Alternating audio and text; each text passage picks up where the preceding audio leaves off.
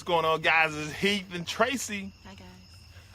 Welcome to the segment that we used to call Joyfully Married After. Oh, we're changing it? We may be changing it. I'm Heath. I'm Tracy. And Tracy and I are relationship strategists. We specialize in premarital preparedness and intermarital improvement.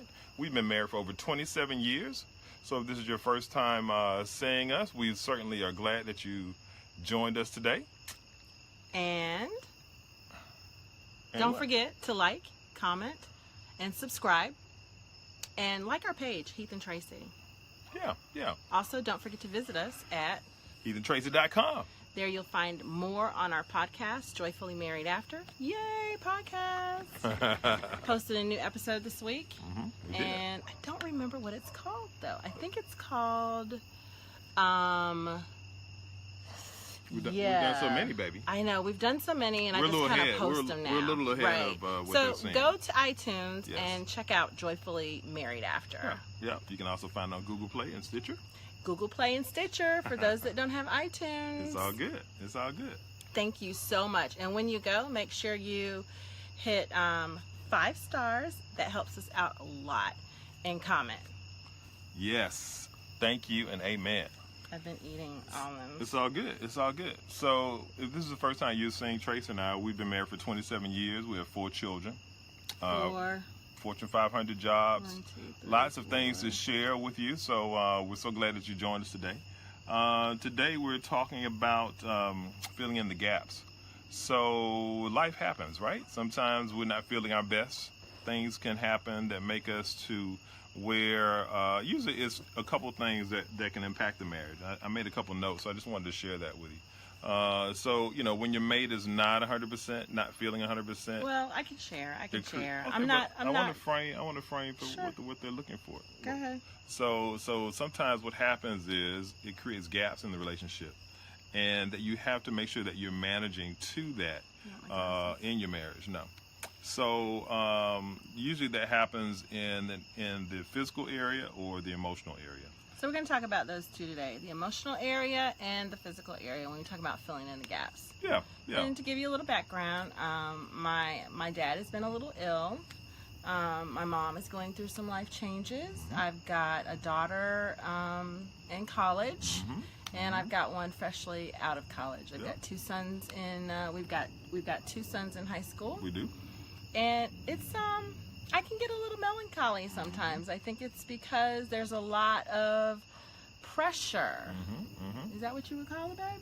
Yeah, external pressures, pressures of the world, right? You also have the ancillary things that are happening with the news cycle and natural disasters and other things that can impact you emotionally, physically, right? Facebook these days is pretty bad. And not just Facebook, but the news, social in general, lots of things that are happening. People are commenting and have certain commentary, so it impacts you. Yeah. So with respect to the physical, so we had a couple of things that happened recently. Tracy. Well, let's talk about the emotional first, since I brought that up. Okay, we'll talk about it. So I've been feeling a little melancholy, and when that happens, I don't conversate much. I don't want to do much. It's very out of the ordinary. It's very out of the ordinary. I talk a lot. And nobody understands it. What happens is it puts a gap in between you emotionally. And when you come across that, you can't blame it on yourself. You can't blame it on that time of the month. You can't blame it on anything like that. It's just certain pressures that come in our lives. And it causes us to feel that way sometimes. So as a partner, you need to recognize it in one another. Right. So I think Heath does an excellent job recognizing it when it happens to me. And if he doesn't, I just say something. I just say, "Hey, babe, I'm not feeling too good." And he'll say, "Okay, come here, give me a hug." Yeah. That's right, baby. I have to love on my woman. Thank you. Love on your queen. Recognize the signals, right? If something is different, people acting a little differently in your relationship, make sure that you're cognizant of that, right? If they may just need a hug. They may need to talk a little bit. Make sure that you're probing gently and that you're understanding and loving through that, right? So that's one of the keys to kind of love your mate through that piece of whatever they're experiencing. And so the other thing is the physical. Right, right. Let's talk about the physical a little bit. So you had an episode where your back went out. Yeah, my back went out. Oh my God. I'm getting out of bed. It was like a Saturday morning. I'm like, okay, Saturday, let's get it going. And the back just went, no, you're not doing anything. As a matter of fact, you're not doing anything for a week. Oh my gosh. So I was on the painkillers for a week, the muscle relaxers, and sometimes you just have to work through it and do your exercises. I had been not doing my exercises, and that's probably why it happened. But I'm back in good now. I'm all good now. Yep. But during that time, I had to kind of pick up the slack, yeah, right? pick up the I had slack. to kind of recognize what was happening. Hey, Tracy's a little immobile this week, Yep. so I had to engage with my, my management at the 9 to 5. Hey, I need to leave a little early. I've got to go and pick up the kids. My wife's not feeling well. I couldn't drive. Maybe I need to, have dinner done or pick up some dinner, that kind of thing, to make sure that everybody's fed in the house, because Tracy's not kind of on her regular game, right? So these are the kinds of things that are important, right? And so you don't want to be critical, have a critical spirit about some changes or somebody pushing through something in your household, right? You want to be the exact opposite. You want to be loving, you want to be attentive, you want to recognize that you need to engage a little bit more, that you need to be a little more supportive, make sure they're comfortable, those kinds of things, because it's very important. And sometimes Heath has allergic flare-ups, I guess we would call it. Yeah. So physical for me, sometimes I experience inflammation, right? So those of you that are up on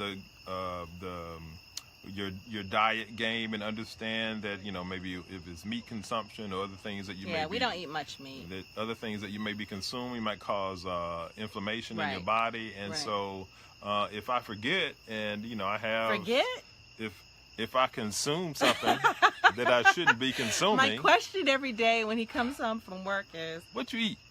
What'd you eat today? What you eat today? Because I'm not trying to bug him or nag him about it, but I know if he eats the wrong things, I'm gonna have to deal with it. Yeah. So I'm just kind of trying to prepare myself for that. Yeah. So I get inflammation in my feet or hands usually. Yeah, it's if that extremities. happens. Yeah. And so it's very, very painful to walk, almost like a gout for any of you who've experienced that. But it's not gout. It's just like really painful to walk and that kind of thing. And so sometimes when in that scenario, Tracy has to pick up the slack. Right.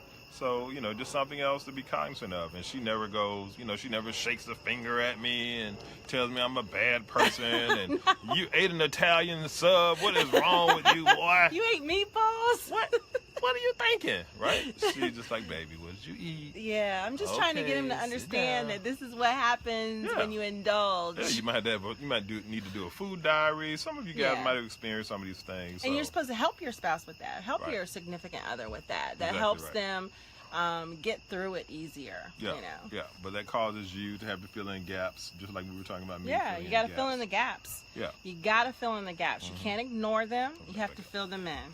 Yeah. So those are a couple of examples of physical and emotional things that have occurred with us recently, and so we just wanted to share that kind of thing with you guys. A couple other points we'll make before we sign off today. You may have, it could be a number of these things. So these are just a couple of examples that we're sharing here. But it could be sometimes like if I have additional pressures from the 9 to 5. Right. I can tell immediately. I can tell by his demeanor when he hits the door. I can tell by his demeanor when he leaves in the morning. Yep. Or if he's on his phone a lot. Or if he comes home and opens his laptop immediately. I can tell right away. Yeah. So you have those work pressures sometimes, from the 9 to 5. And you need to make sure that you're performing, especially when you're in these corporate scenarios and high pressure to perform. Yeah, the pressure to perform is real, especially if you're in sales, right? Because we're both in sales too. You have a certain commitment, a certain numbers that you have to achieve, certain critical things that you have to do along the way in terms of forecasting your business and all the stuff that goes along with being in sales. And so the point there is that maybe it's travel, maybe it's additional pressures at work. And so you as the partner in the relationship have to recognize that, and you pick up the slack, and you help out when you can, and when you know that I'm having these experiences. I can usually tell. And that's another thing. You have to be in tune to your partner. Right. You have to be in tune to what they're feeling, thinking, and just ask a question. It's not as evasive, and it's not as what most people would think nagging, I guess you could say. Right. And it's like, how can I help you is more of what it is than anything. That's a great point, baby. Yeah. Yeah. So so just a couple of points I wanted to bring as we wind up here. So you have to converse. You have to communicate. Yeah, you have to talk about it. You have to communicate. You have to plan. Right, talk about the week. If we know that I'm traveling, I'm traveling, or you have something out of the ordinary, you have to go out of town. We have to kind of think through. Okay, what's going to happen this week? What are the other things happening? Who has practice? Who's over here? Who has to go over there? And then you have to love one another through that. Right? You have to make sure that you're cognizant and knowing that we'll be okay on the other side. So be empathetic. If we're okay, the kids are okay. My mom's okay. Everybody's gonna be all right. My dad's okay. Yeah.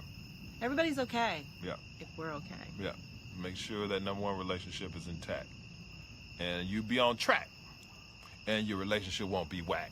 So, just keep that in mind, guys. We just thought we'd bring that to you since that's something we were dealing with right now. Yeah. And wanted to share that with you. Give us some comments below. Let us know what else you want to talk about on Joyfully Married After, or Heath and Tracy, or give us some ideas about what to call this. Yeah, so the question, again, for those of you that just joined, or if you missed it at the beginning of the broadcast, so we used to call this, so we have a playlist on YouTube, and we call it Joyfully Married After, and we used to call this show Joyfully Married After, but we liked that so much that we named our new podcast Joyfully Married After.